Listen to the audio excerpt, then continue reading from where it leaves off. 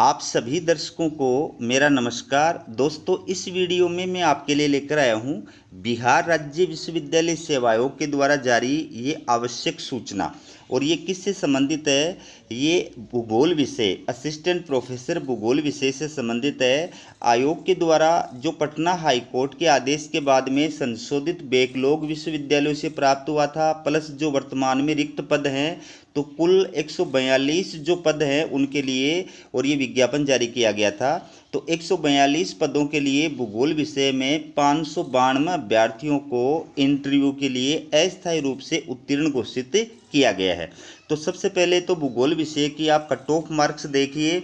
आयोग ने category wise भूगोल विषय की जो कट ऑफ मार्क्स है वो जारी कर दी है। तो इसमें अनारक्षित श्रेणी यानी यूआर कैटेगरी के पुरुष अभ्यर्थियों की या सामान्य जो रही है वो 81 रही है और महिला अभ्यर्थियों की जो है वो 79 रही है। आर्थिक रूप से कमजोर वर्ग ईडब्ल्यूएस की कट ऑफ मार्क्स 73 रही है। आर्थिक रूप से कमजोर वर्ग महिला इसकी भी 73 रही है और पिछड़ा वर्ग बीसी इसकी 76 रही है। ठीक है, तो ये आपके एपीआई स्कोर 100 नंबर का जो आपका एपीआई स्कोर था उसके आधार पर ये कट ऑफ मार्क्स रही है कैटेगरी के हिसाब से। पिछड़ा वर्ग की जो महिला है उसकी 72 रही है। अत्यंत पिछड़ा वर्ग की जो महिला है अत्यंत पिछड़ा वर्ग जो है उसकी 53 रही है। अत्यंत पिछड़ा वर्ग महिला की 41 रही है। अनुसूचित जाति की 48 रही है। अनुसूचित जाति महिला की 30 रही है।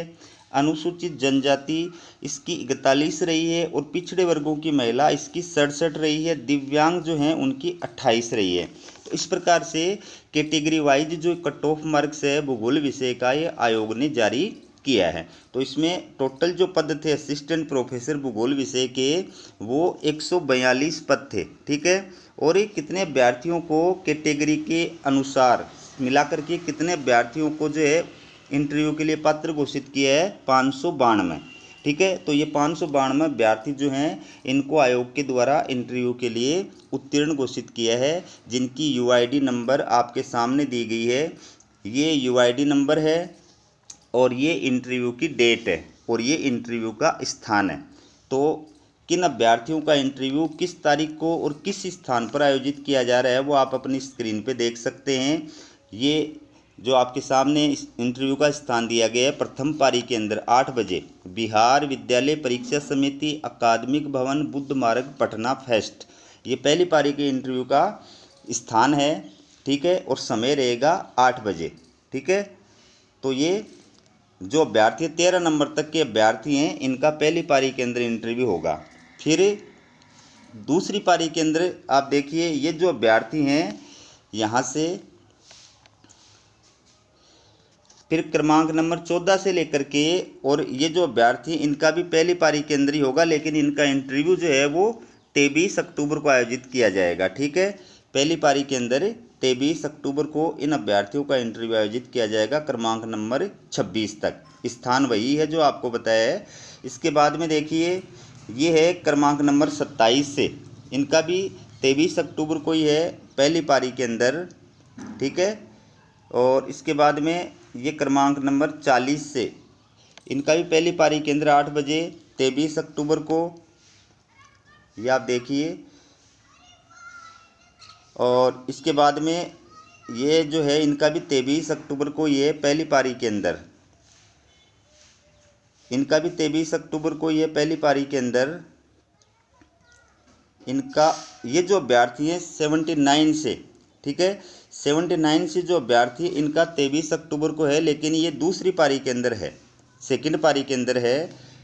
ठीक है, 12 बजे से सेकंड पारी का समय है 12 बजे बिहार विद्यालय परीक्षा समिति अकादमिक भवन बुद्ध मार्ग पटना फेस्ट, इस स्थान पर सेकंड पारी के अंदर आप लोगों का जो है वो इंटरव्यू आयोजित किया जाएगा 23 अक्टूबर। ये सेकंड पारी चल रही है 23 अक्टूबर।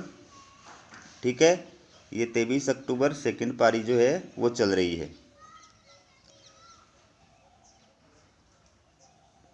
ये सेकंड पारी के ही है 23 अक्टूबर सभी अभ्यर्थी। फिर ये फर्स्ट पारी आ गई 24 अक्टूबर को। ये जो अभ्यर्थी है 157 वाले यहाँ से लेकर के बाकी जो अभ्यर्थी आ रहे हैं तो इनका पहली पारी केंद्र होगा 24 अक्टूबर को प्रातः 8 बजे। ठीक है, ये 24 अक्टूबर को पहली पारी के अंदर होगा।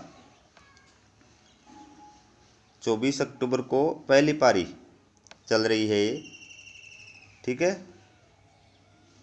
24 अक्टूबर पहली पारी। 24 अक्टूबर को दूसरी पारी हो गई। 235 नंबर क्रमांक से जो अभ्यर्थी स्टार्ट हो रहे हैं, इनका जो इंटरव्यू होगा वो 24 अक्टूबर को होगा, लेकिन सेकंड पारी के अंदर होगा, ठीक है। 24 अक्टूबर को अब सेकंड पारी चल रही है। 24 अक्टूबर सेकंड पारी। 24 अक्टूबर सेकंड पारी।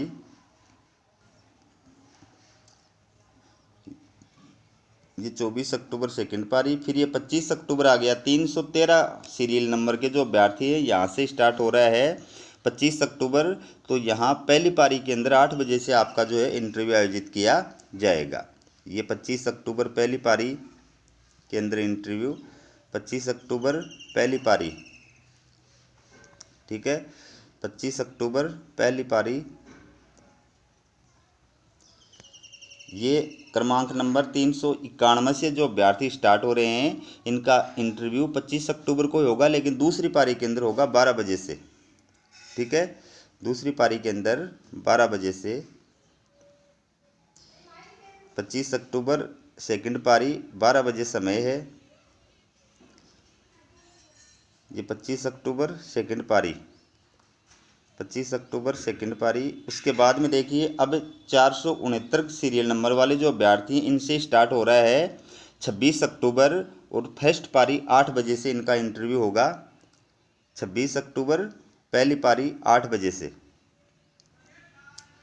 ठीक है। 26 अक्टूबर पहली पारी प्रातः 8 बजे से। स्थान सेम है, स्थान वही है।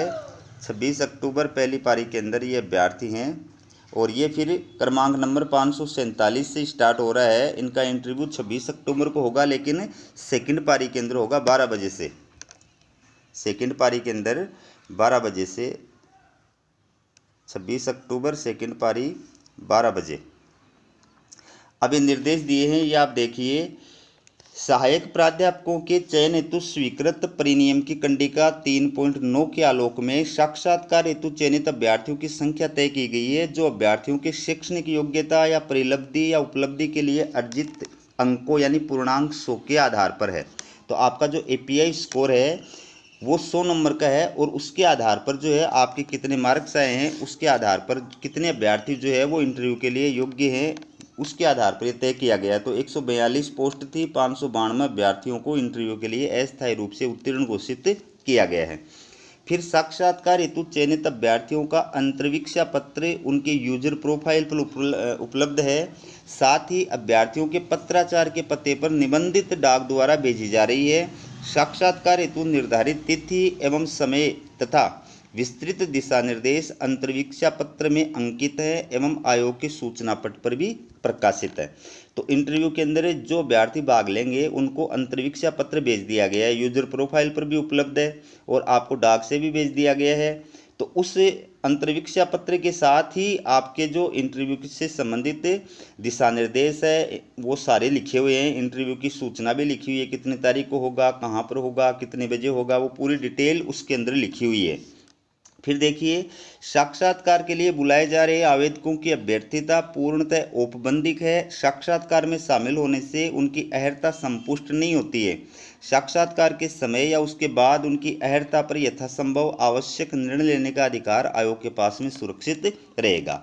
तो फिलहाल आपको क्या किया गया है, आपके API स्कोर के आधार पर आपको शॉर्ट लिस्टेड किया गया है और इंटरव्यू के लिए पात्र घोषित किया गया है। तो इंटरव्यू के लिए कॉल किया गया, इसका मतलब ये नहीं है कि आपका सिलेक्शन हो गया है, आप योग्य हैं। योग्यता का निर्धारण डॉक्यूमेंट वेरिफिकेशन के समय बाद में किया जाएगा, ठीक है।